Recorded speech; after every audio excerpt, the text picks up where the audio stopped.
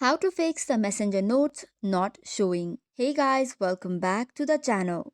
If you are checking the messenger notes but it is not showing on your account, here are some possible fixes that should help.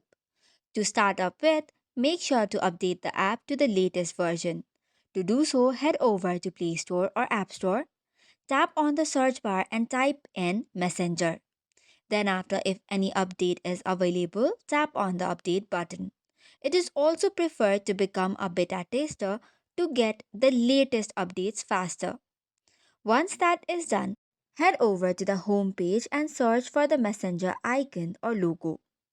Long press it and then go to app info.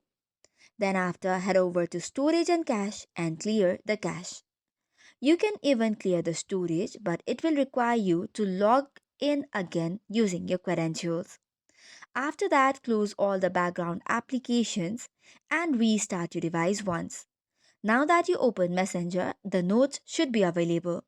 However, if it is not, it is recommended to uninstall and reinstall the application again. So that is all for today's video. For more such contents, do not forget to hit the like and subscribe button. Thank you and keep watching.